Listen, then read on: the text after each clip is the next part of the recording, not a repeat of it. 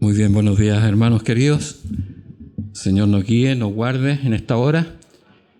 Y les quiero compartir el 18 de julio, recién pasado, en su cuenta de Twitter, las Naciones Unidas publicaba lo siguiente: esta tiene que ser la década de la acción climática decisiva. Tenemos una opción: acción colectiva o suicidio colectivo. Está en nuestras manos. Las patitas de este director de la Unión Naciones Unidas, al decir que está en sus manos. Cuando el mundo se está cayendo a pedazos y ellos dicen que está en sus manos hacerlo bien. Si el hombre es corrupto desde que comenzó y fue caído, ¿cómo puede hacer algo bien el hombre si no es con la mano del Señor? También hablaba el mismo personaje, antes de ayer decía que se había firmado un acuerdo para que no hubiera hambruna y que podían salir los barcos de Ucrania, y se estaban felicitando por esto.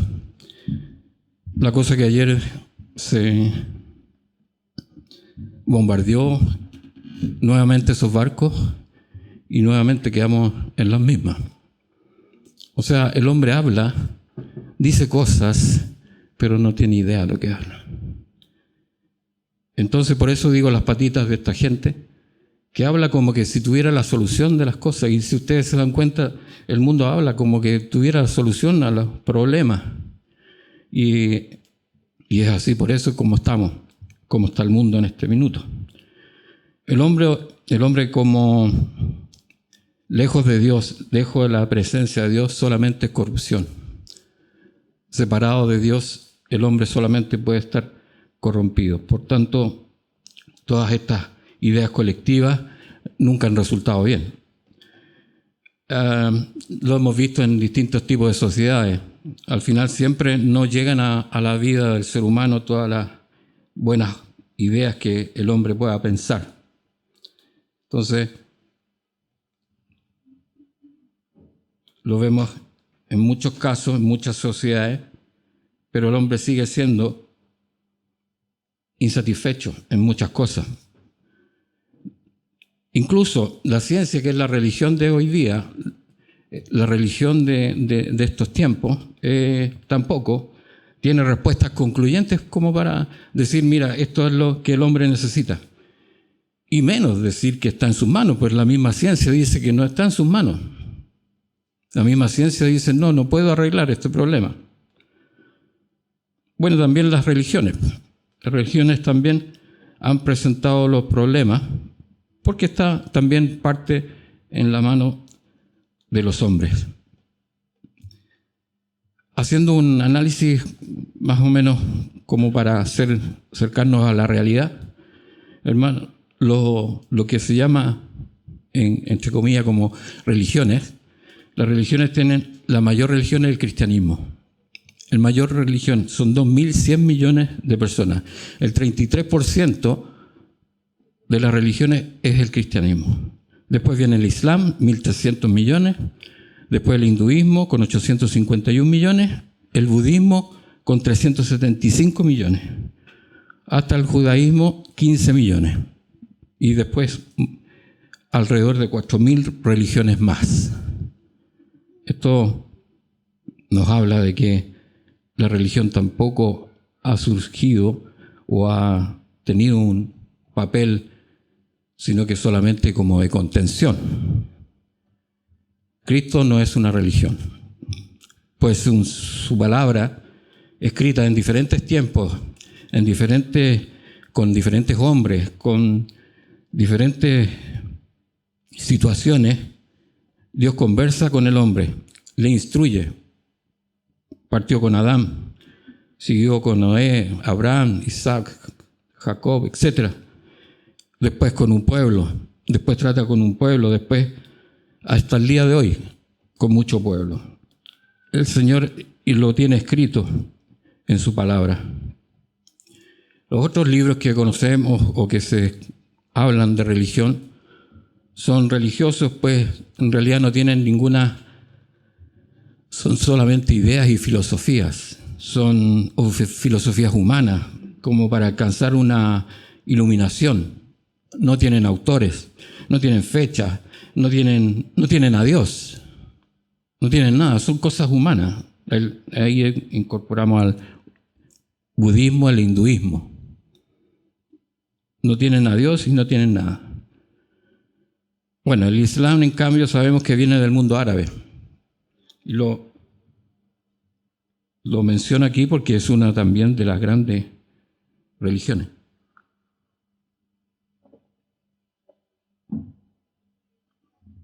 Viene del mundo árabe, descendiente de Ismael, el hijo de Agar, la egipcia. Y esto lo habla la palabra y nos dice en Génesis 17, 18 al 22. Y dijo Abraham a Dios: ojalá Ismael viva delante de ti. Respondió Dios: ciertamente Sara tu mujer te dará a luz un hijo y llamarás su nombre Isaac. Y confirmaré mi pacto con él como pacto perpetuo para sus descendientes después de él.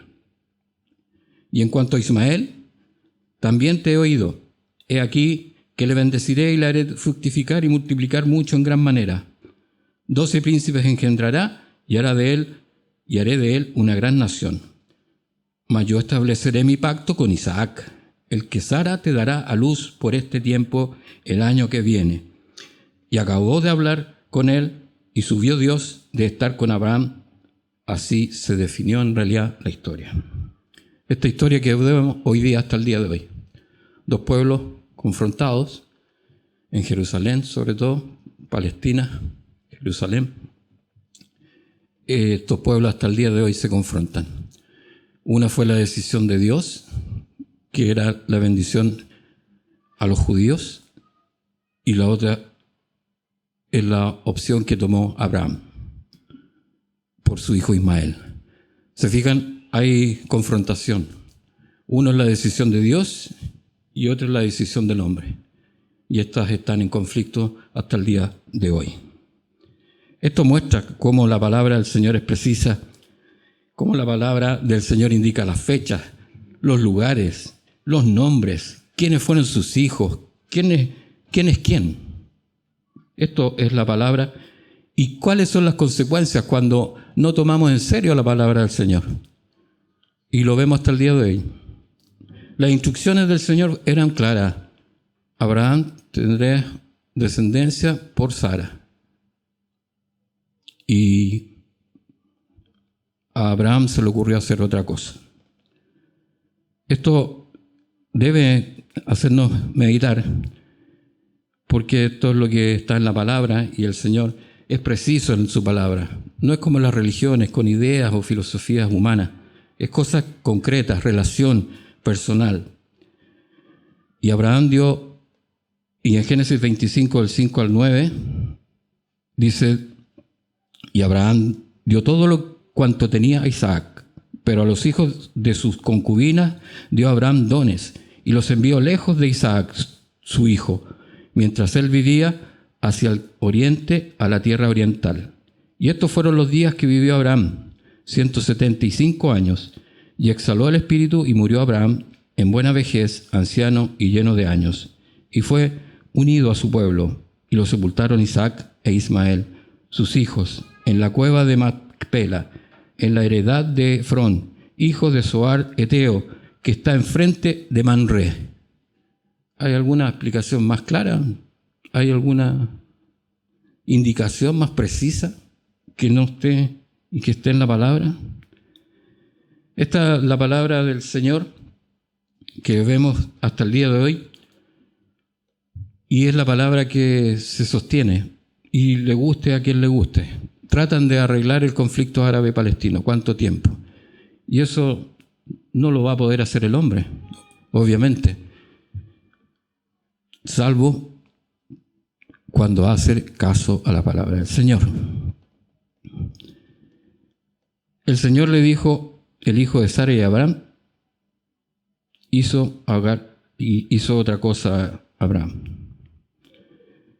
Esta palabra también nos debe hacer pensar que nos muestra cómo hay pueblos que no los consideraron en sus caminos y las consecuencias hasta el día de hoy.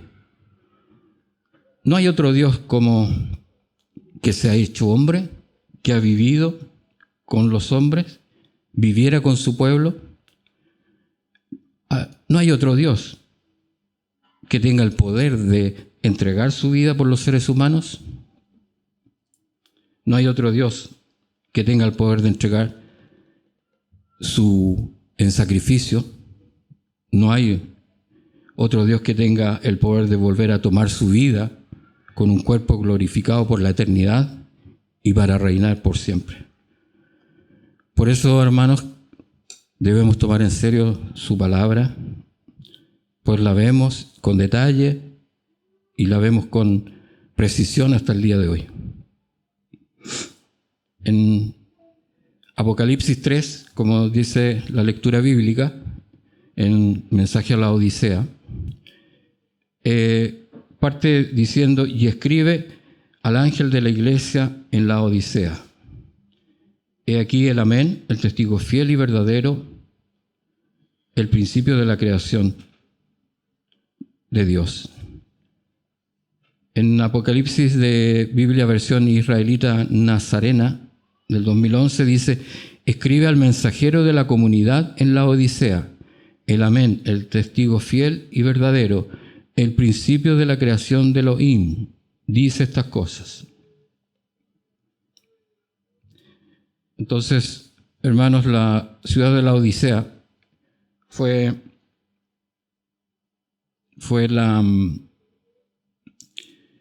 fundada por Antíoco II entre el 261 y el 245 a.C. y llamada así en honor a su esposa Laodicea. Fue una próspera ciudad debido a su intersección de dos importantes rutas. En aquellos días era uno de los centros comerciales más ricos de Asia Menor, además de un famoso centro bancario. Tal era su riqueza que cuando la ciudad fue destruida por un terremoto en el 60 a.C., sus habitantes fueron capaces de llevar a cabo su reconstrucción por sus propios medios, sin necesidad de apelar a la ciudad de Roma o a la ayuda de Roma. Bueno, la ciudad era famosa por grandes, fabricaban ropas, tenían buena calidad de escuelas, medicina, tenían una fabricación y una tecnología muy avanzada para esa época y se enorgullecía de contar con una escuela de medicina. Otro detalle también que es importante recalcar, que en el año 62 a.C., allí había una importante colonia compuesta por más de 7.000 judíos a quienes se les había concedido el derecho de conservar sus propias costumbres. Entonces, esta iglesia de la Odisea convivían con otros muchos grupos étnicos sin mayores dificultades. Bueno, era una ciudad bastante bien, digamos que tenía un buen nivel, un buen estándar. Habían mansiones que hasta el día de hoy se pueden ver las ruinas, y la riqueza de sus habitantes era característica. Entonces, en este ambiente había también una iglesia cristiana, establecida allí seguramente por la predicación de Epafras, en Colosenses 1 al 7, o de algún otro discípulo de Pablo. El apóstol les escribió una carta que se extravió en Colosenses 4:16 y que se debía leer también en la iglesia de Colosas, y la que se escribió a los colosenses debía ser leída en la Odisea. La relación entre ambas iglesias no es de extrañar, puesto que estas estaban solamente a 15 kilómetros de distancia. Entonces, teniendo estos antecedentes, hermanos, la iglesia era bastante, podríamos decir, próspera, y a esta iglesia se dirige. ¿Ya? ¿Quién es el remitente de esta carta? Dice, como en ocasiones anteriores, el remitente de la carta es el Señor Jesucristo, quien se vuelve a presentar como algunas de las frases con las que fue descrito en el capítulo 1. He aquí el Amén, el testigo fiel y verdadero. Esta expresión ciertamente es la fidelidad del Señor. En Él todas las promesas, como vemos, son firmes, son inconmovibles y son poderosas. En sus pactos del Señor, de Dios con el hombre, todo cuando es de parte del Señor se cumple. Porque todas las promesas de Dios son en Él, sí, en Él, amén.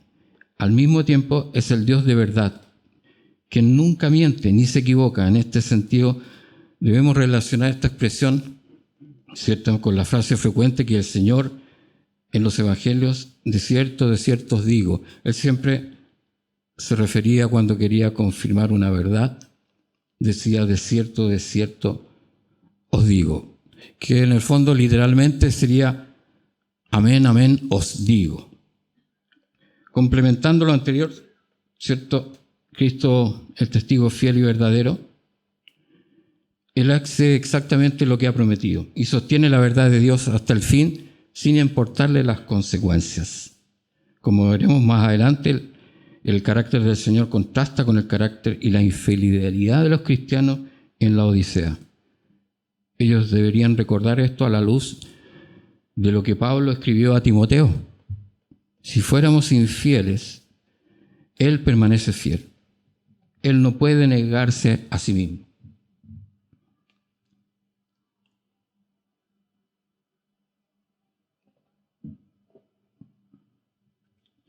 Y cuando dice el principio de la creación, ¿cierto? Esto no quiere decir que, por supuesto, que Cristo fue creado antes que todo lo demás, como enseñaron los arrianos en el pasado y los testigos de Jehová y los mormones en el presente. Por el contrario, lo que se escribe aquí, se ratifica, es que la suprema autoridad y dominio de Cristo tiene sobre toda la creación por haber sido su creador, él mismo.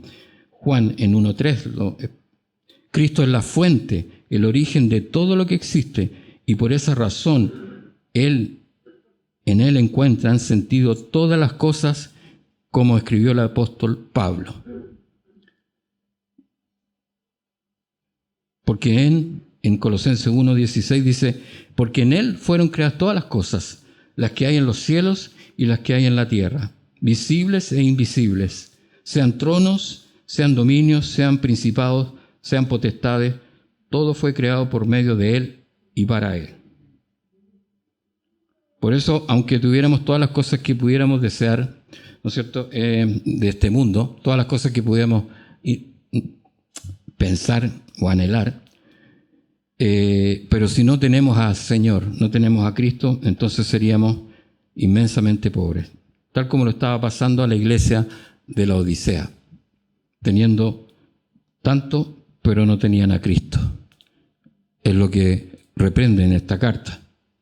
A diferencia de otras iglesias, en el caso de la Odisea no hay ninguna palabra de alabanza, no vemos como en otras cartas a otras iglesias fue alabado algunas cosas.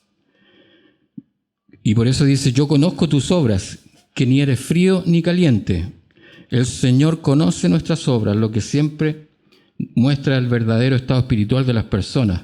La palabra puede indicar una cosa, pero el Señor afirma que los frutos son los que nos hacen conocer el árbol. Los frutos demuestran lo que es.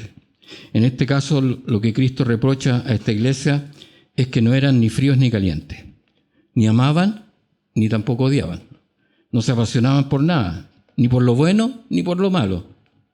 Eran indiferentes. El agua caliente ciertamente es útil cuando estamos para dar un baño o cuando estamos con frío, tomamos un té caliente. Y el agua fría sirve para cuando estamos en un día caluroso con sed, un agua con hielo. Pero el agua tibia siempre en ninguna situación es agradable. En ninguna situación. Bueno, entonces aquí lo reprocha también porque hace un contraste con las iglesias de Éfeso y Tiatira. En Éfeso los creyentes odiaban las falsas doctrinas, pero no amaban. Mientras que en Tiatira amaban a las personas, pero no odiaban el error doctrinal. Y en la Odisea no hacían ninguna de las dos cosas. Ni amaban ni odiaban. Muy neutro. Muy neutro. Con frecuencia muchos de nuestros problemas nos vienen por irnos a los extremos, ciertamente, pero obviamente aquí el Señor está llamando a que seamos extremistas, que seamos, más que extremistas, seamos ardientes, fervorosos en el predicar su palabra, en la oración y en el predicar lo que Él predicó. El arrepentidos y creer al Evangelio. Es lo que el Señor nos dijo. Arrepentidos ciertamente es volvernos de nuestra manera de vivir, volvernos de nuestra manera de ser por la manera que el Señor dispone y nos recomienda. Es reconocer que el Señor Jehová de los ejércitos es el único Dios todopoderoso y en Jesucristo la salvación de las almas de los hombres. Eso es. Se puede resumir que esta es la prédica que debemos tener. ¿Cómo podemos ser tibios en este tema? No podemos ser tibios. Por cuanto eres tibio y no frío ni caliente, te vomitaré de mi boca. La iglesia en la Odisea estaba en un peligro grave, porque ciertamente estaba a punto de vomitarse. La implicación que esto requiere es que sea un arrepentimiento genuino. Cuando estamos en ese estado, no necesariamente debemos arrepentirnos de estar en ese estado, medio entre que sí y entre que no, entre neutral, y como decimos en Chile, ni chicha ni limona. Entonces, por eso, hermanos queridos, es importante verlo porque está en la palabra de los últimos tiempos. Está en la palabra del Señor en lo que se refiere a un tipo de iglesia. Y justamente de las últimas iglesias. Y la última iglesia, que es la carta a la séptima iglesia. Esta tibieza al Señor resultaba realmente insoportable. Y por esta acción sugiere y dice ahí, lo rechazo. Algo me suena esa palabra.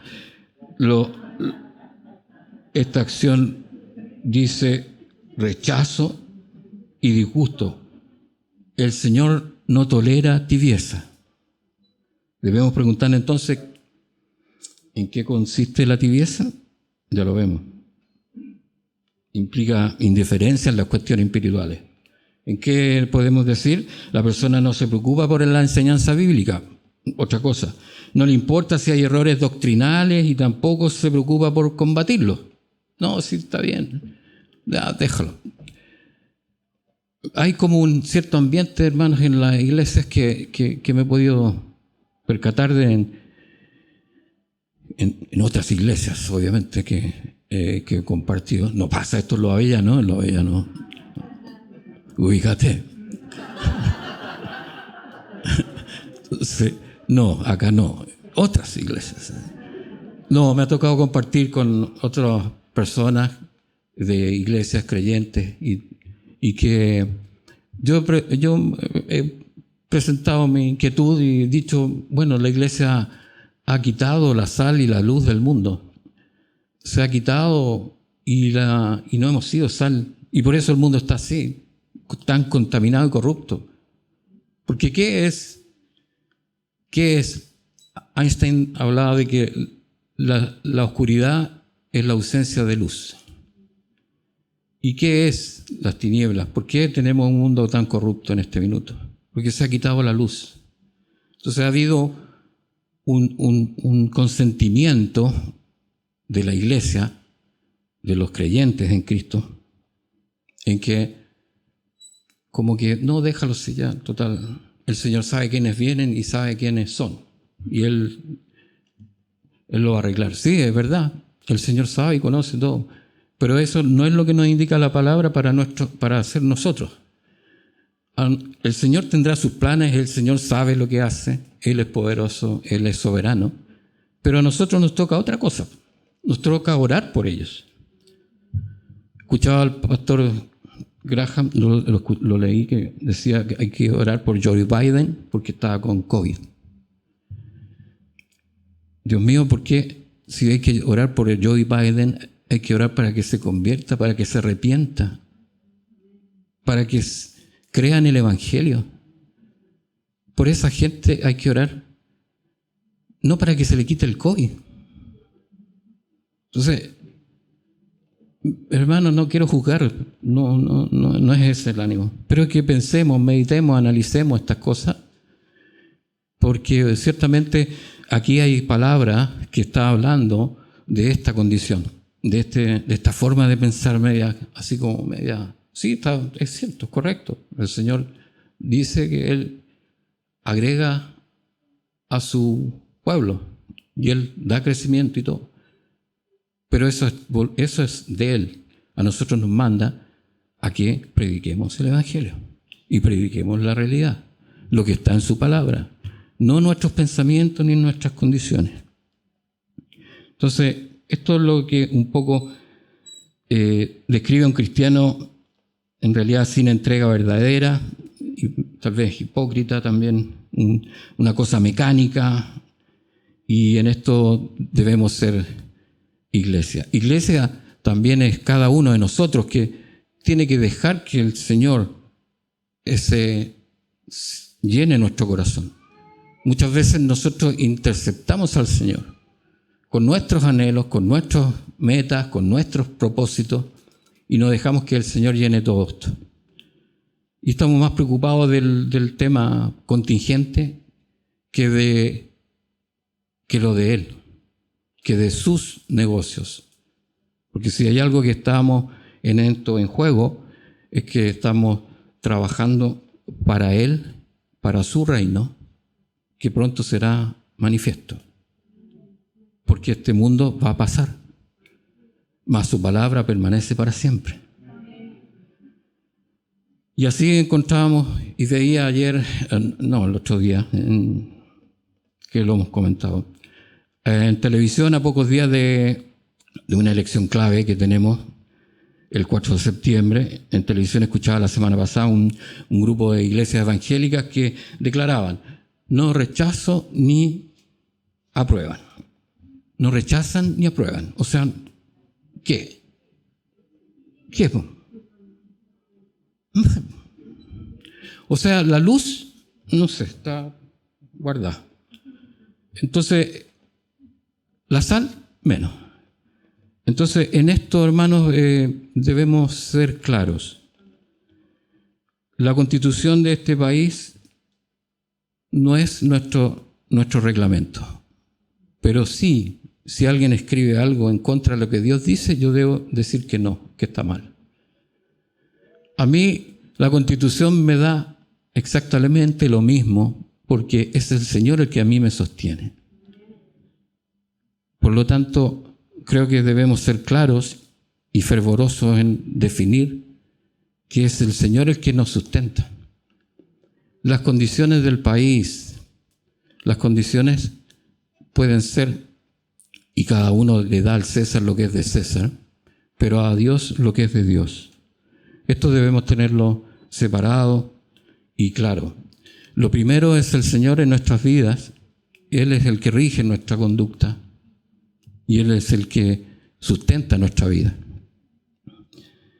Bueno, hay una sola razón en la Constitución que a mí me basta como para rechazar. Una Constitución que deja abierto el aborto libre, dice, y una maternidad voluntaria. No define plazos. No, dice, esto lo arregla el poder judicial, ni siquiera poder judicial, ahora es sistema judicial. Y el sistema judicial va a definir los plazos y las condiciones. Y si vamos al sistema judicial, el sistema judicial define que son derechos totalmente claros, la libertad de género. Por lo tanto, estos sistemas judiciales van a ser regidos por cosas o principios tan claros como la libertad de género. Por lo tanto, cuando nosotros digamos que el aborto no es, entonces nosotros vamos a estar infringiendo la ley porque estamos predicando un discurso de odio, porque estamos predicando no al aborto, entonces estamos fuera de la ley. Eso es. Entonces, ¿y eso no es claro que no puede ser? Que esta tierra es del Señor, que esta tierra es de Dios y no de ellos. ¿Y no vamos a ser claros en eso? Sabemos que no es ni el gobierno ni nada, solamente Dios el que sustenta nuestras vidas y el que nos guía. Y Él es nuestra regla de vida. Aunque muchas veces nos caigamos, muchas veces nos equivoquemos. Pero Él es el que nos guarda. Y solamente en Él somos sustentados. Por eso creo que es un artículo, y con ese artículo a mí me basta como para decir claramente que es una constitución en contra de Dios. Y si hay algo en contra de Dios, está en contra de mí. Porque si está en contra de mí, está en contra de Dios. Y eso es claro hoy día. También vimos en otra conversación política, le preguntan a alguien de la democracia cristiana, ¿qué tanto tiene de cristiana la democracia cristiana? A lo cual el político dice, bueno, es que ahora es más bien un humanismo cristiano. O sea, pero en realidad es más parecido a una socialdemocracia. Entonces, obviamente esto está pasando hoy día. También hay iglesias que rechazan, pero rechazan por temas sociológicos más que sociales, o sea, por derechos sociales y cosas así. No es nuestro tema, no es nuestro tema eso, porque nuestra patria es celestial, nuestro reino es celestial. Esta es una etapa en la que estamos solamente por siendo formados por el Señor. Y Él está llamando a todos.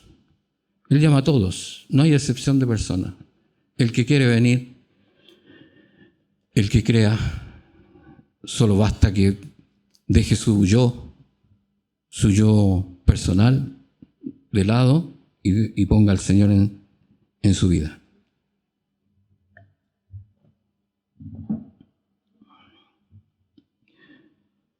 Como decía, hermanos, esta situación es peligrosa porque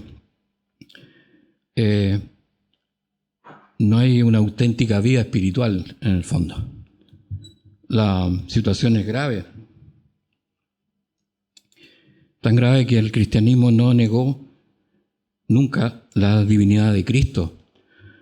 Tampoco negó su encarnación, la redención de Cristo conseguida en la cruz, ni su segunda venida. Pero ahora vivimos en una época en que esto no es tan, en seminarios teológicos, no es tan importante. O sea, negando los pilares fundamentales del cristianismo. Cristo viviendo con su pueblo, Cristo viviendo hecho hombre, Cristo dando su vida por el hombre.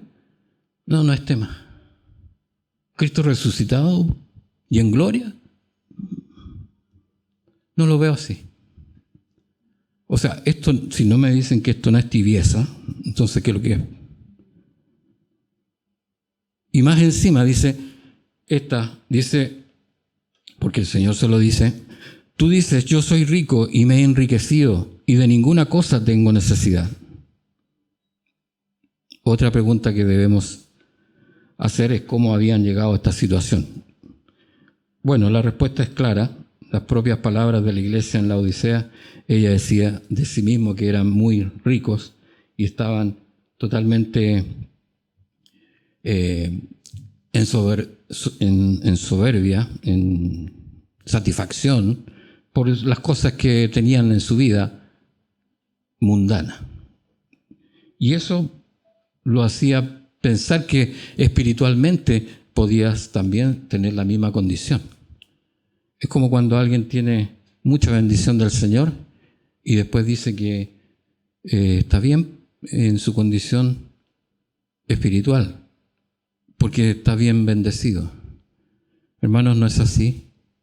Si somos bendecidos es por la misericordia solamente, y cada día debemos vivir en aflicción, porque no somos merecedores de tanto misericordia como estaba hablando en los versículos que hablaba y que nos mostró hermano Cristian. ¿Por qué? Por su misericordia. Si somos bendecidos con la salud, somos sustentados en medio de enfermedades, somos guardados en medio de tanta aflicción que hoy día ocurre, es por su misericordia y no por nuestras condiciones. Siempre esta palabra la tenía el rey David. Mi pecado está siempre delante de mí. Cada día debemos, y si somos bendecidos es por su misericordia, no porque tengamos un buen y estemos llenos espiritualmente. A veces tendemos a confundir eso, que si estamos llenos materialmente, estamos llenos espiritualmente. No es así. Siempre tenemos que estar llenos solo de Cristo. Es lo que dice aquí la palabra. Pero notemos que diciendo yo soy rico y me he enriquecido. En otras palabras, estaban expresando su orgullo, satisfacción, que habían ganado por sus amplios esfuerzos, ¿no es cierto? Todo lo que dice con respecto al materialismo. Así es la iglesia de la Odisea, y la realidad es que era bastante grave. Y hasta el día de hoy es grave. En lugar de la dependencia del Señor, ellos habían llegado a sentirse tan seguros de sí mismos, como pasa hoy día en las iglesias, en algunas iglesias, o otras iglesias, a sentirse tan seguros de sí mismos y sus recursos, que hasta habían excluido al Señor ciertamente de sus vidas, razón por la que luego lo veremos, fueron llamados, y el Señor hace el llamado a la puerta, y el Señor reprende. Y no sabes que tú eres un desventurado, miserable, pobre, ciego y desnudo. Eso es lo que dice el Señor. Y no sabes que eres un desventurado, miserable, pobre, ciego y desnudo. No tenían idea de en lo que estaban. Eso es lo que establece en su palabra. Bueno, según el diagnóstico divino, creo, eran merecedores más de lástima, a fin de cabo solo tenían dinero, en realidad, o sea, pobres ricos, que cuando muchas veces uno ve gente muy rica y dice, pobre tipo, porque su vida es un martirio, no tiene escapatoria, y uno le puede presentar la salvación, predicarle, y no pueden ver esta salvación tan grande. Entonces, así vemos realmente, hermanos, y ahora por medio de las redes sociales hay muchas cosas que aparecen y realmente increíbles. En Estados Unidos hay cristianos entrevistaban a la salida y que decían que emborracharse que no era pecado. Emborracharse no. O sea, no importa, sí no importa. Pastor Austin, que me dejó totalmente impresionado, porque en una entrevista en Estados Unidos con un periodista en Estados Unidos, en cadena, en CNN, teniendo la oportunidad para decir, le preguntaron, ¿por qué debemos pensar que Dios es el único camino y el cristianismo es el único camino? ¿Por qué debemos pensar en eso? Y el predicador no fue capaz y le dijo, no sé la verdad. Así como el Bombo Fica decían, no sé. Más o menos así. O sea, un pastor que prácticamente estaba parecido a un humorista. Entonces, no supo. No, porque hay gente buena en el hinduismo, hay gente buena en los musulmanes, sí, sabemos. Pero, hermanos, la palabra dice desde el principio desde el Génesis hasta el Apocalipsis, cómo Dios trata con el hombre, persona por persona, con pueblos, con cada uno de ellos. Y no hay otro que tenga ese poder. No hay otro que haya dado su vida por el hombre. No hay otro que haya dicho, esto se hará, y se hizo. No hay otro. Si ustedes van al hinduismo, al budismo, son filosofías humanas. Son filosofías, ideas de hombre. Entonces por eso el Señor también dice abajo, en el otro versículo, yo te aconsejo que de mí compres oro refinado en fuego para que seas rico. Estaban tan ciertamente ocupados ellos haciendo riqueza, comprando cosas, que habían desatendido el principal negocio que podemos tener en nuestra vida, que es la vida en el Señor, que es la compra del verdadero, ¿cierto? El verdadero oro divino, que es el oro divino que estará, que no se, dice el Señor Jesucristo, no, la polilla no corroe, no rompe, no corrompe. Entonces, esto no lo sabían ellos, no les podía prender. Entonces, el Señor les hace una oferta y les dice, por lo tanto, yo te aconsejo que de mí compres oro refinado. Este sería, en el fondo, un lenguaje que podrían ellos entender, porque en los mercantiles siempre con compra y venta es clarito, queda clara la cosa. Entonces, ellos podrían entender, y por eso el Señor les dice, yo les aconsejo que compres oro refinado. ¿Pero cómo? Si están totalmente en bancarrota espiritual, ¿cómo van a comprar? Pero en Isaías 55:1 dice, a todos los sedientos, venid a las aguas, y los que no tienen dinero, venid, comprad y comed. Venid, comprad sin dinero y sin precio vino y leche. Bueno, esta es la única manera en que cualquiera de nosotros puede comprar de Dios.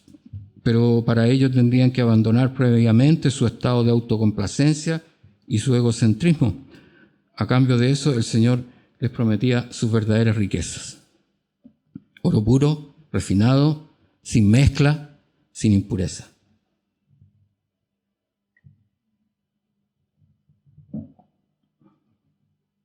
Entonces, lo que, en el fondo, ¿cómo compro? ¿Cómo compro este oro refinado? Bueno, es el arrepentimiento.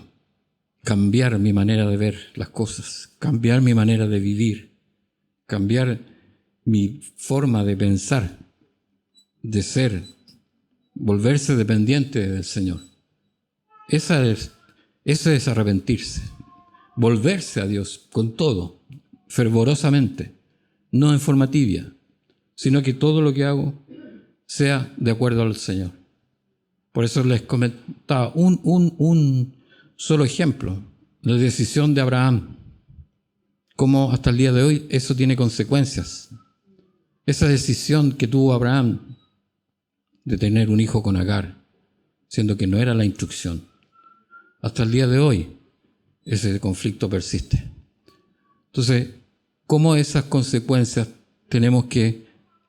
nos tenemos que tomar para poder entender que toda decisión separada de Dios no va a tener buen fin, no va a tener buen resultado? Es así como también recomienda el Señor, y unge tus ojos con colirio para que veas. Primero es, y vestiduras blancas para vestirte y que no se descubra la vergüenza de tu desnudez. Y unge tus ojos con colirio para que veas. Todo esto significa vestirse con las ropas de Cristo. Unge tu ojo con colirio para que veas. Es que sea discernimiento espiritual que viene a través del Espíritu Santo. Nosotros no podemos ver si no es a través del Espíritu Santo. No podemos ver con claridad si no es el Espíritu Santo para tomar las decisiones. Entonces, a esto está llamando esta palabra, sobre todo porque podemos ver que el mundo, pensando que cree tener la razón, y tener solución a todo, vemos que cada día se destruye, cada día más. Entonces, en el fondo, haciendo un resumen podemos decir que Cristo es el que nos da las riquezas divinas para nuestra pobreza espiritual, nos da las vestiduras blancas de justicia para cubrir nuestra pecaminosidad. Él nos da la vista espiritual para que lo podamos ver, para poder ver su resplandor. Él nos da todo esto que es vestiduras blancas, limpiar nuestra vista, verlo, porque como les digo, a veces hay gente que no puede ver al Señor en todas las razones que uno les pueda exponer, que le pueda presentar, no pueden ver su resplandor. Debemos orar por ellos para que el Señor, en su misericordia, también los alcance. Debemos orar en esto por los gobernantes, por el presidente de Chile y todos sus ministros, para que el Señor haga resplandecer su luz sobre sus vidas, para que se arrepientan, no para que gobiernen bien. El gobernar bien va a ser cuando realmente se entreguen a Cristo. Por tanto, lo primero es que deben reconocer a Cristo. Y esa es nuestra tarea, orar por ellos para que se conviertan, para que se vuelvan al Señor, que el Señor tenga misericordia de ellos. Es recomendable, hermanos, hacerlo porque dice, yo reprendo y castigo a los que amo. Por lo tanto, aunque nos pongamos rebeldes, el Señor nos ama y por su amor nos va a corregir. Por lo tanto, no esperemos una salvadita por ahí. ¿Sí? Siempre me acuerdo, mi papá era rebelde y él ponía la cabeza y se ponía firme. En cambio, mi abuelo sacaba la correa y él se tiraba al suelo y ya gritaba al tiro. Ya no le podía pegar, pues ya había gritado y había llorado. Entonces, ¿quién le iba a pegar? Pero mi papá se aguantaba todo el dolor. No me dolió, decía. Entonces, bueno, al final sí terminaba llorando. Pero es aconsejable, hermanos, que no esperemos el castigo del Señor. No esperemos esa mano dura, de repente, ese castigo. Porque el Señor, porque nos ama, también nos va a corregir. Porque Jehová, el que ama, castiga como el Padre al Hijo a quien quiere. Es así. Voy a ir terminando, hermanos, en la hora y ir cerrando. Quedan algunos versículos, pero ya se nos fue la hora.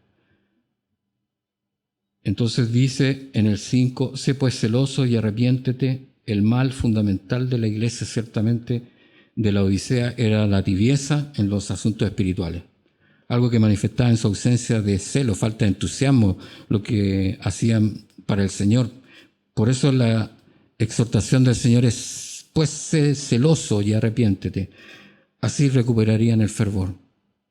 Si no nos arrepentimos, no vamos a recuperar el fervor.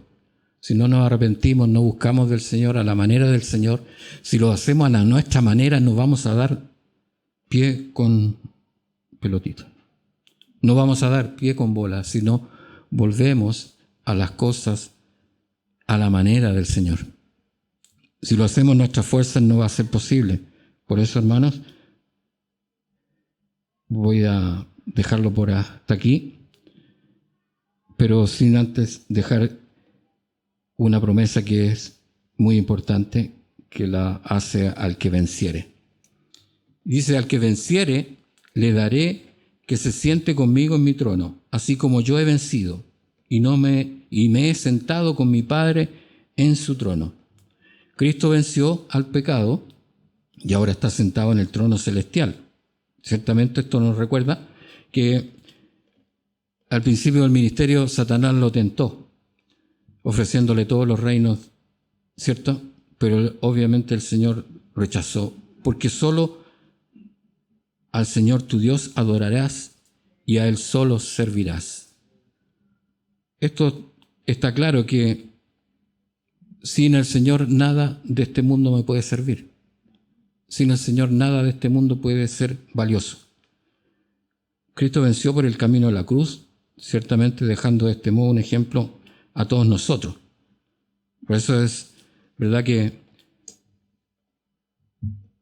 el Señor fue victorioso en su muerte, porque aquello que parecía la derrota fue en realidad una victoria, porque al tercer día resucita con cuerpo glorificado y venciere.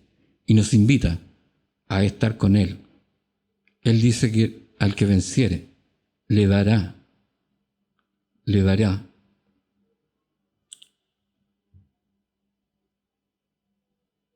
que se siente conmigo en mi trono, así como yo he vencido.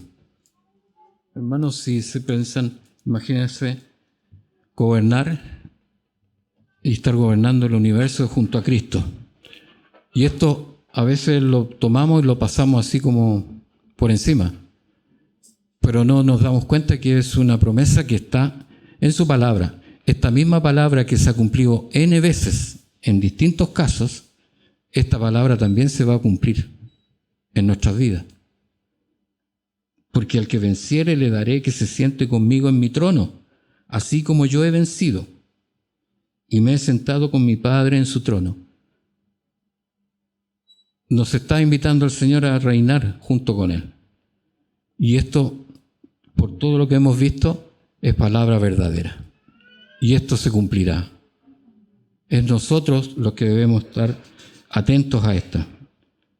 Esta promesa al que venciere es grande y debiera entusiasmarnos, hacernos fervorosos, estar en sus caminos y estar en sus negocios.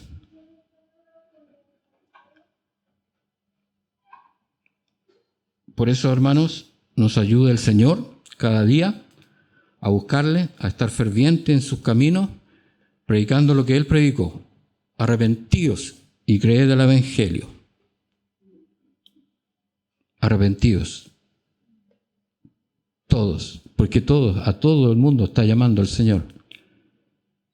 Para que todos se arrodillen, doblen su rodilla ante el Señor Jesucristo. Y esto se va a cumplir. Le guste a quien le guste. Oramos, Señor. Jehová de los ejércitos, Padre nuestro Señor Jesucristo y Padre nuestro, te alabamos, porque grandes y maravillosas son tus obras.